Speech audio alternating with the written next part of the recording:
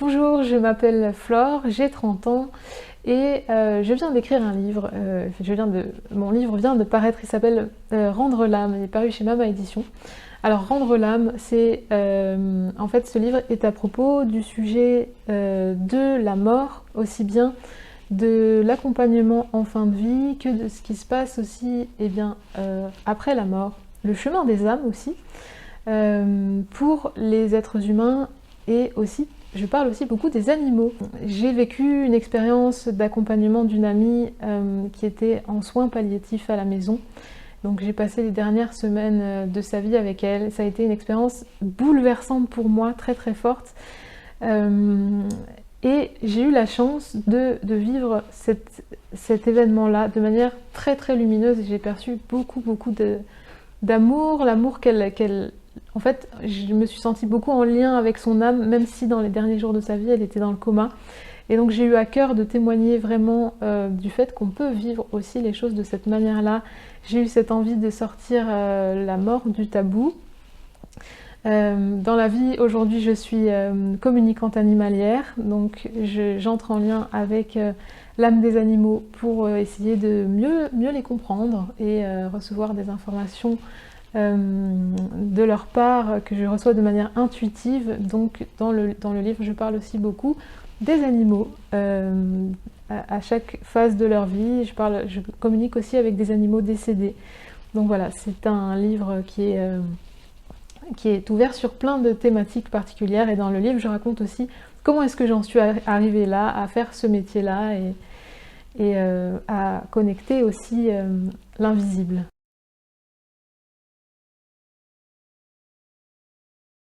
Alors qu'est-ce qui fait qu'à un moment donné je me suis intéressée à cette communication avec les animaux? Moi je n'étais pas prédestinée à faire ce métier-là, c'est quelque chose qui est arrivé sur le tard dans ma vie, parce que j'ai grandi sans animal de compagnie, j'avais pas de lien particulier avec les animaux. Mais pour autant, j'étais dans une sorte de quête intérieure où j'étais à la recherche de comprendre pourquoi j'étais sur Terre, et j'avais ce besoin de comprendre le sens de la vie, et j'avais une quête de vivre des choses profondes. Et je pense que ça, en quelque sorte, ça a été comme les graines qui étaient déjà là en moi pour ensuite aller m'intéresser au lien avec l'invisible, m'intéresser à cette communication d'âme à âme avec les animaux, parce que quand on entre en lien de manière intuitive avec un animal, ou même avec... tout est possible, tout est ouvert, on est dans une profondeur, on est à un autre niveau de compréhension de la vie. On va voir au-delà de ce que nos yeux voient. On peut entendre des choses au-delà de ce que nos oreilles physiques entendent. Et c'est ça qui m'a plu et qui m'a intéressée avec la communication animale. Alors moi, quand j'ai découvert cette discipline, comme beaucoup les toutes premières fois, lorsqu'on parvient à recevoir quelques informations en communication comme ça, intuitive avec un animal, on est complètement émerveillé, on se demande comment c'est possible. Et moi, ce qui m'a bouleversée, c'est cette force d'amour que je perçois, que j'ai perçue chez les animaux, et cette grande sagesse aussi qu'on rencontre quand on est en contact avec eux. Ça fait beaucoup de bien. Donc voilà, pour cette reconnexion en fait aux animaux, à la nature. C'est passé aussi pour moi par un chemin en pleine nature, parce que je suis partie marcher sur le chemin de Compostelle. Donc voilà, on peut parler du chemin de Compostelle qui m'a permis de me reconnecter à la nature. Ça m'a permis de me reconnecter à l'intérieur de moi avec ma propre nature, et après, tout naturellement, les animaux c'est à ce moment-là que j'ai entendu parler de la communication animale. Tout de suite ça a fait tilt. Et donc après, c'était cette connexion-là avec les animaux, et après ça continue, parce que quand on est en lien avec un animal de compagnie, à travers lui on est en contact avec son gardien, donc on est en contact avec les humains aussi, donc tout est ouvert.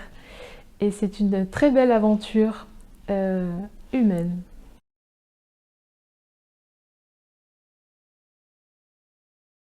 L'apprentissage qui me marque le plus par rapport à la communication animale,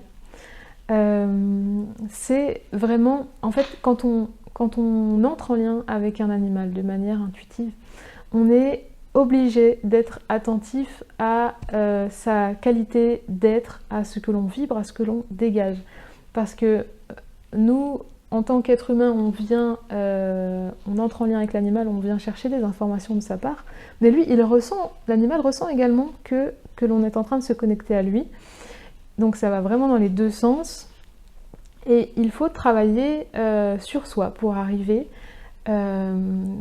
face à l'animal avec l'énergie la plus douce possible, avec humilité. Si on est en colère, il va ressentir notre colère. Si on est énervé, il va sentir qu'on est énervé. C'est pas agréable pour lui. Donc en fait, la communication animale m'a poussée à m'intéresser à la gestion de mes émotions pour essayer d'arriver dans un état le plus agréable possible pour l'animal lorsque j'entre en lien avec lui. Ça, c'est la première chose. Aussi, la communication animale demande, donc comme je le disais, cet état vraiment de neutralité quand on entre en lien avec l'animal, et on ne contrôle rien, et on ne contrôle pas les réponses qu'on va recevoir, et parfois on n'obtient pas de réponse à nos questions. Parfois l'animal n'est pas disposé à communiquer, et c'est son choix. Je respecte toujours le choix de l'animal.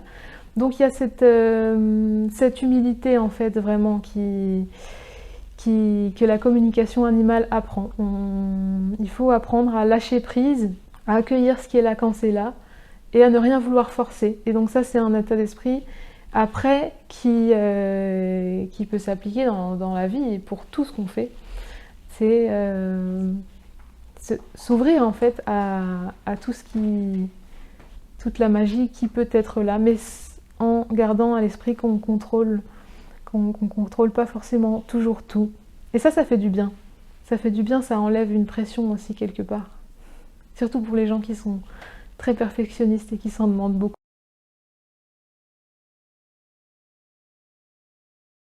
Trouver un équilibre entre la nécessité de rester ancré et l'empathie. On peut avoir l'impression que les deux choses sont opposées, mais en fait pas du tout, parce que plus on va arriver à rester ancré, plus on va parvenir à être dans un état d'être qualitatif pour accompagner au mieux l'autre. Et l'empathie, ça ne veut pas forcément dire plonger dans la détresse de l'autre. L'empathie, c'est parce qu'on a envie que l'autre soit bien et qu'on a envie de l'accompagner. On lui apporte une sorte de havre de paix et on a une présence ancrée, rassurante. On est comme un pilier. Je voudrais raconter ce moment que je raconte aussi dans le livre où je découvre en fait un jour dans le jardin d'une maison où j'habitais à ce moment-là. J'étais dans une petite ville en bordure de campagne et un matin je trouve dans le jardin un chevreuil qui est allongé dans l'herbe, qui a du mal à bouger. Donc je comprends tout de suite que c'est grave. Et donc à ce moment-là, je passe en mode automatique. Alors cet équilibre entre l'empathie et la nécessité de rester centré, elle s'est faite assez naturellement.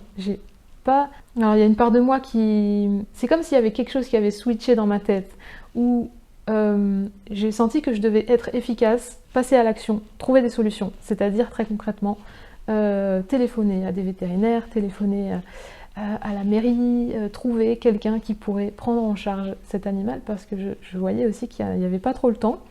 Et en même temps, entre chaque coup de fil, je retournais voir ce chevreuil, je m'asseyais à côté de lui, et j'avais envie de juste lui envoyer de l'amour en fait, j'avais envie de le rassurer, lui dire que ça allait aller. Alors j'ai respiré avec lui, je lui ai envoyé de la lumière, je restais à côté de lui comme ça. Et à un moment donné, donc je trouve une solution. Il y avait c'était assez marquant cette danse en moi entre ces moments où j'étais dans la présence, dans la paix, et ces moments où j'étais dans le passage à l'action, la recherche de solutions, les coups de fil. Finalement, je trouve une solution, parce que j'avais pas de voiture à ce moment-là, donc je pouvais pas l'emmener moi-même, ce chevreuil, chez un vétérinaire. Je trouve une vétérinaire qui est d'accord pour le recevoir. C'est les pompiers qui sont d'accord pour venir le chercher. Donc voilà, la solution se met en place. Moi, je suis avec le chevreuil, toujours dans le jardin. Et à un moment donné, j'entends le camion de pompiers qui arrive, qui se gare. C'était en hauteur, donc nous on était plutôt en bas dans le jardin. Et il y a quelque chose qui lâche. Alors c'est assez difficile d'expliquer et de poser des mots là-dessus, mais justement c'est tout ce qui me tient à cœur avec ce livre. Il y a quelque chose qui lâche dans l'énergie et je ressens une libération très très très intense tout autour de moi. C'est une sensation physique, hein, c'est dans le corps. Et une joie qui arrive. Et je comprends que le cœur du chevreuil a lâché et que son âme vient de quitter son corps. Et c'est un moment de pure joie, de pure libération. Et quand on arrive à toucher du doigt cette expérience-là, ça change la vision de la vie, ça change la vision de la mort qu'on peut avoir, ça change aussi bien sûr notre vision de la vie derrière, parce qu'on comprend que la mort, elle peut aussi être une libération, elle peut aussi être joyeuse. Et voilà, après, la scène était assez comique parce que les pompiers arrivent, je leur explique qu'ils sont arrivés trop tard parce que le cœur s'est arrêté. Et eux, ils veulent me rassurer, puis je vois qu'ils sont espèce de... Ils essayent d'être en empathie avec moi et bon, c'est sûr que ça casse un peu l'ambiance à ce moment-là. Et moi, j'ai envie de leur dire, mais j'arrive pas à leur dire à ce moment-là. Il va bien, il s'est libéré, c'est joyeux, mais parce qu'on a ces projections en fait qu'on fait tous sur la mort et ça peut paraître choquant en fait de parler de la mort dans ces termes-là, de paix, de lumière. Et après, je l'ai vécu aussi avec des personnes. C'est toute l'histoire du livre.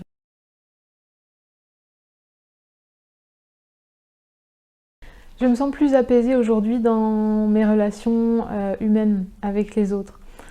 Et je pense que c'est grâce à ce chemin d'apprentissage de la communication animale et ce lien aussi, cette prise de conscience de l'importance de l'invisible et de l'énergie, aussi bien pour les animaux que pour les humains. Et j'ai la sensation de pouvoir accéder à une qualité de présence, peut-être d'écoute aussi des autres, plus profonde. Alors il y a les mots, il y a les regards, il y a aussi ce qu'on ressent les uns des autres. Et c'est assez rigolo quand on porte son attention là-dessus, de remarquer à quel point aussi on peut sentir comment se sentent nos amis quand ils sont loin de nous. Et on peut sentir qu'à un moment donné, on sent une espèce de connexion, d'ouverture de porte. On ne sait pas pourquoi on a envie de les appeler, de communiquer avec eux. Parfois ils le font, avant même que nous on ait le temps de le faire. C'est très intéressant. On peut sentir aussi l'autre qui a besoin en ce moment d'être plus dans une bulle ou qui vit des choses, donc qui est moins ouvert au lien avec nous. C'est très rigolo d'observer ça. Et donc c'est une manière aussi d'être en lien même avec nos amis quand on est à distance. Ça c'est très fort. L'apprentissage de la communication animale m'a poussée aussi à entrer dans un chemin d'introspection, d'un chemin de développement personnel, pour mieux comprendre comment est-ce que je fonctionne, mieux comprendre, et bien mieux m'accepter aussi. Donc et quand on a fait ce chemin-là pour soi-même, après il est plus facile aussi d'accepter les autres avec toutes leurs facettes. Et à un moment donné, on se rend compte aussi que chaque personne, chaque âme, même les animaux, on est tous, avant d'être une personne ou d'être un être incarné, on est une histoire. On est on est une somme immense d'informations. Et quand on comprend ça, on voit plus les défauts de l'autre, on comprend que il ne s'agit pas de défauts, il s'agit de blessures, parfois. Et il s'agit d'une histoire, et sans juger. Le non-jugement, ça c'est très très fort. Parce que pour communiquer avec un animal, il faut laisser de côté tous les jugements. Donc après, ça c'est une gymnastique qui s'installe dans le cerveau pour tout le reste de la vie.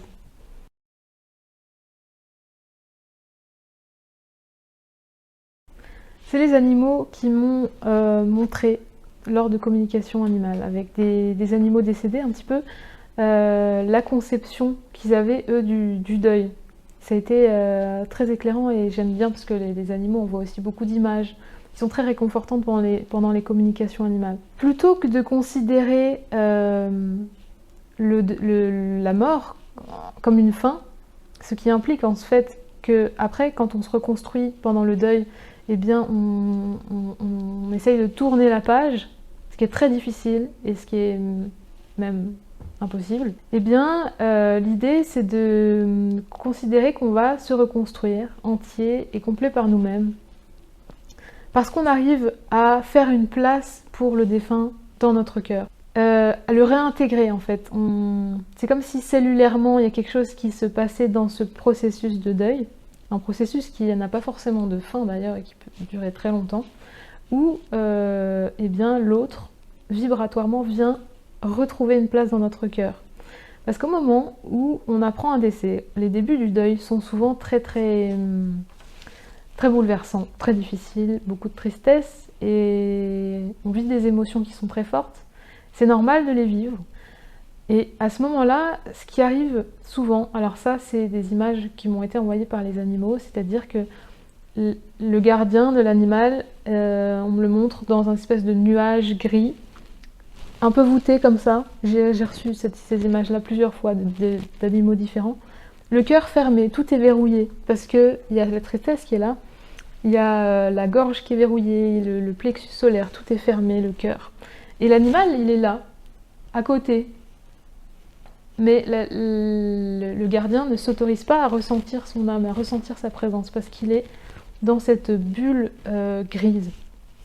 Et juste en s'ouvrant à la possibilité que l'âme de l'autre est peut-être encore avec nous, eh bien, il y a quelque chose qui s'ouvre, une petite brèche qui s'ouvre dans le cœur et qui permet en fait au lien à l'animal défunt, ou peut-être même à l'humain, de venir à nous. Et en s'ouvrant à cette possibilité-là, ensuite même on peut demander des signes, on peut demander au défunt de nous envoyer des signes, on peut lui demander, juste en posant l'intention de s'autoriser à ressentir sa présence, ça va arriver, on va la ressentir. Ça c'est quelque chose de très réconfortant. Il y a quelque chose qui moi personnellement m'aide dans les moments difficiles, c'est de considérer que dans l'unité, en quelque sorte, le bien et le mal n'existent pas. Tout est une occasion de faire une expérience et d'avoir un apprentissage pour notre âme. Et en se plaçant de ce point de vue-là, eh bien on arrive à plus facilement prendre de la hauteur sur les choses. C'est vraiment intéressant de voir que les animaux expliquent très bien cela, parce qu'eux, ils n'ont pas des constructions mentales que nous on a, ils ne projettent pas, même si c'est inconscient, mais on projette tous des émotions particulières sur certains événements de la vie. Par exemple, la maladie, c'est quelque chose dont il faut se débarrasser. Ça, c'est quelque chose qu'on a souvent ancré dans nos inconscients.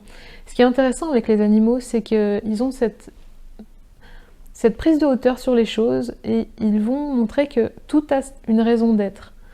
Même les choses qu'on peut considérer comme mauvaises ou comme des choses qu'on ne veut pas, dont on ne veut pas dans notre vie. Et en fait, eux, ils vont montrer que justement, c'est une opportunité de faire une expérience, de faire l'expérience de nous-mêmes dans une facette inattendue, pour amener une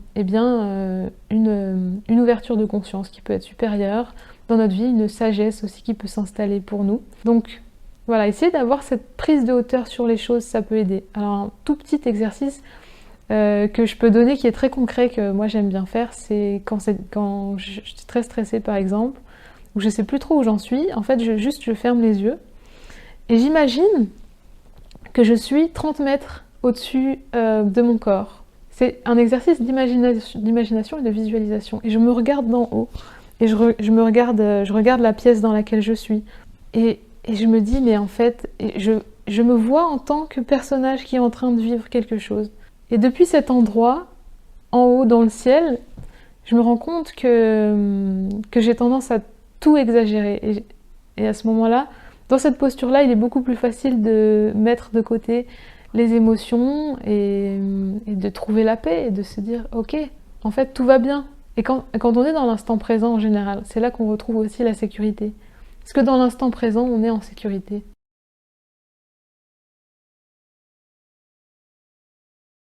Pour moi, le chemin de Compostelle a été une expérience très transformatrice pour moi. Et il y a eu, je peux dire qu'il y a eu un avant et un après dans ma vie, parce qu'il y a eu un changement qui s'est opéré en fait dans ma façon d'appréhender la vie. Donc après, forcément, ça se ressent dans les choses qu'on vit. Le chemin de Compostelle, c'est de la marche. Tous les jours, on a son sac à dos. Et le chemin part de plein d'endroits en France. Et donc l'arrivée, c'est Saint-Jacques de Compostelle en Espagne. Et donc on peut partir de plein d'endroits différents, mais en fait, peu importe. Parce que sur ce chemin-là, il y a une vibration qui est particulière, et moi, c'est ça qui m'a touchée. C'est ça que je viens chercher sur le chemin de Compostelle, que je continue à emprunter de temps en temps.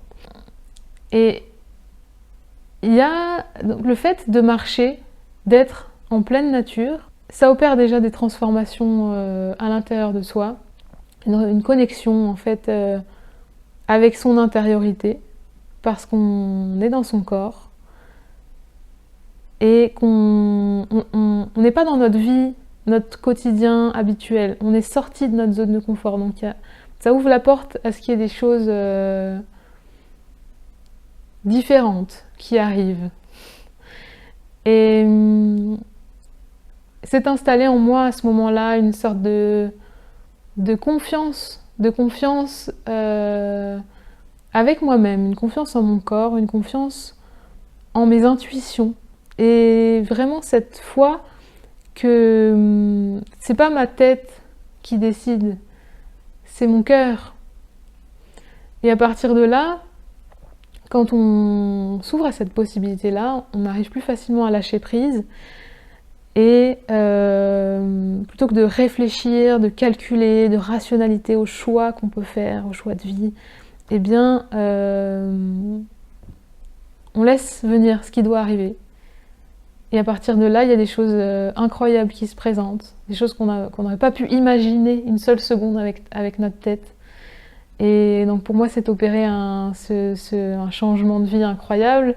C'est pendant cette marche, ce chemin de Compostelle, que j'ai rencontré une femme dans un gîte qui m'a proposé elle m'a demandé concrètement si j'étais d'accord pour garder ses 4 chats pendant tout l'hiver pour qu'elle puisse retourner dans sa famille à l'autre bout de la France.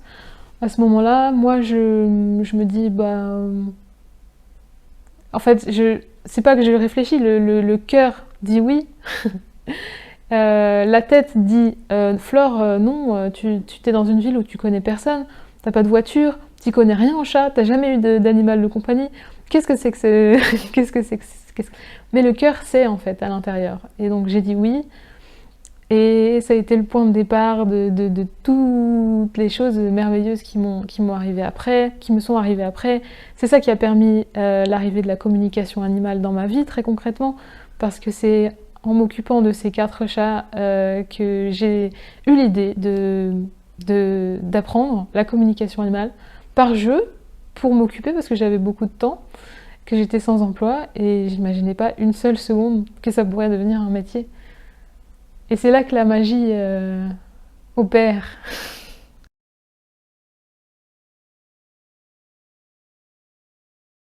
Une leçon très précieuse de ces moments-là, c'est de se rappeler simplement que, ça peut sembler un peu banal ce que je vais dire, mais que c'est l'instant présent qui compte le plus.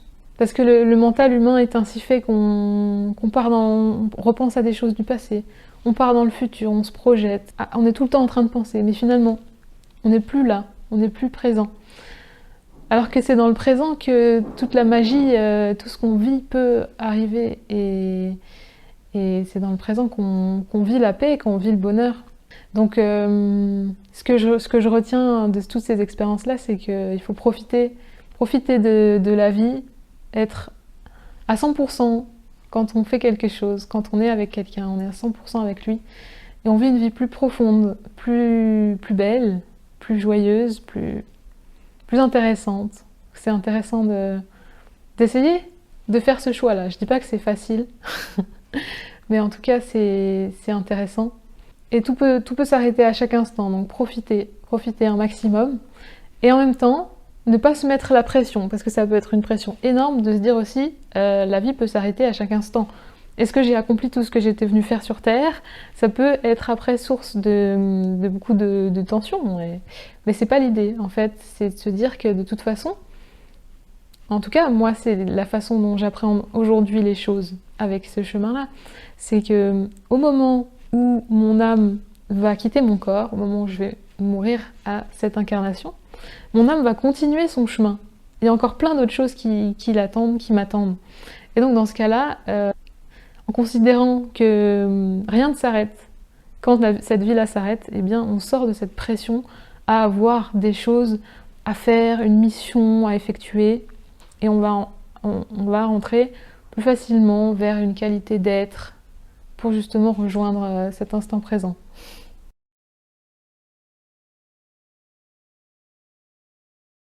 Comment est-ce qu'on peut accompagner son animal qui est vers la fin de sa vie? Donc l'idée c'est d'essayer de lui apporter quelque chose de plus chaleureux. On n'arrivera pas à changer l'issue, forcément, parce que la mort fait partie de la vie, évidemment, et quelque part, souvent, ce moment-là de la fin de vie, l'animal, il peut y avoir une sorte de transmission aussi qu'il nous fait à ce moment-là, une initiation. Il peut nous initier aussi à ouvrir notre regard sur cette période-là de la vie et sur la mort. Donc ça peut changer notre vision aussi du monde. Et les animaux, ils sont beaucoup dans leur cœur, dans l'amour. Et c'est ce lien-là d'amour qui est très très fort pour eux, qui est très important, et c'est ça qu'ils ont envie de vivre et de partager avec nous. Donc en fait, plutôt que de réfléchir à des choses à faire, en fait, en se connectant simplement à notre cœur et en essayant de nous centrer et d'être plutôt à la recherche d'une qualité d'être, on va arriver à se mettre au service de manière encore plus juste avec l'animal, et on va avoir des idées qui peuvent arriver. On peut demander à l'animal de nous envoyer des signes et qu'on va recevoir plus facilement pour essayer de l'accompagner au mieux, connaître ses besoins. Donc cette qualité d'être-là, elle est très importante pour les animaux, pour qu'on puisse au mieux les accompagner dans l'amour, sans vouloir trop s'éparpiller nous-mêmes, parce qu'on est dans ce stress-là et dans une panique, et c'est pas forcément ça qui leur fait du bien. Et aussi les animaux, souvent ils respectent aussi notre chemin à nous. Et j'ai eu la sensation plusieurs fois en communication avec des animaux en fin de vie qui pouvaient avoir cette capacité à faire durer leur corps le temps que leur gardien soit prêt. Donc ces efforts qu'on peut faire sur nous-mêmes pour rester nous-mêmes en paix font énormément de bien aux animaux. Tout ce qu'on va pouvoir faire pour honorer notre animal quand il est à la fin de sa vie, c'est des choses qui vont lui faire du bien, et qui vont aussi nous faire du bien pour l'honorer, le remercier aussi, lui prouver notre gratitude, et ça nous remet dans notre cœur. Donc par exemple, maintenant ça se fait de plus en plus, chez de plus en plus de vétérinaires, on peut par exemple trouver une housse, la housse dans laquelle on mettra le moment venu le corps de l'animal. Et le fait de se la procurer avant que ça arrive. Ça nous permet déjà à nous il y a une petite préparation qui se fait en nous, donc pour ça c'est une bonne idée. Et après on peut décider, choisir de la décorer, d'écrire des petits mots dessus, de coudre des choses, et dans l'idée, avec l'intention que ensuite, lorsque l'animal partira, il se sentira porté, son âme se sentira portée par toute cette belle énergie qu'on aura mis dans la housse. Et puis honorer aussi, on lui témoigne des choses, on lui témoigne de l'amour.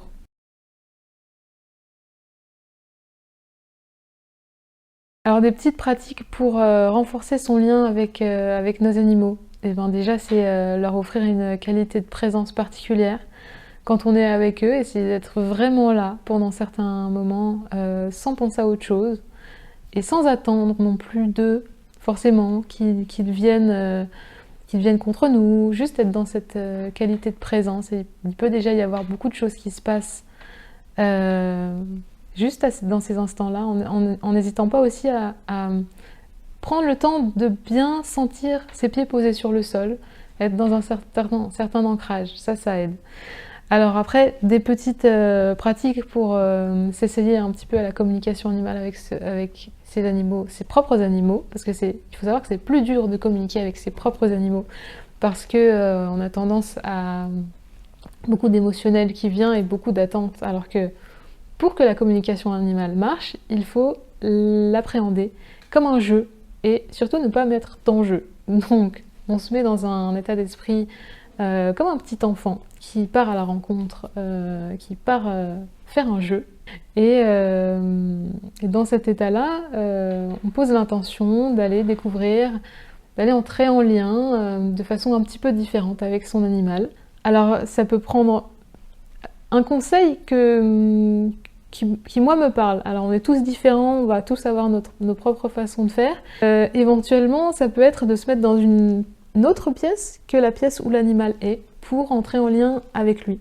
Parce que dans ce cas-là, on se met dans un état de calme, on peut fermer les yeux et on peut, avec notre cœur, poser l'intention, en parlant dans notre tête, hein, d'aller rencontrer notre animal de manière énergétique et intuitive. Et le fait d'être dans une pièce séparée, d'être dans la pièce d'à côté, fait que on ne voit pas l'animal, ce qu'il fait à ce moment-là. Parce que le mental, sinon, peut s'emparer de ce qu'il voit. On peut se dire, ah bah là, mon animal, il était en train de dormir, je suis en train de communiquer avec lui, il dort toujours, alors ça veut dire que ça marche pas. Voilà, le mental peut interférer et ça marche pas comme ça parce qu'on est en lien avec son énergie. Donc on n'a pas forcément une interaction qui se fait avec lui à ce moment-là. Donc ça peut être un conseil de se mettre dans une pièce séparée. Mais encore une fois, on a tous nos propres façons de faire, nos propres canaux. Donc s'il y avait une chose à retenir, ce serait d'essayer de se mettre nous-mêmes dans un état calme, tranquille, aller lui parler avec notre cœur et on peut lui demander des choses toutes simples, nous envoyer un mot, nous envoyer une image, un message. Et en commençant comme ça, c'est déjà énorme. Et garder cet état d'esprit d'âme d'enfant, c'est vraiment le plus important.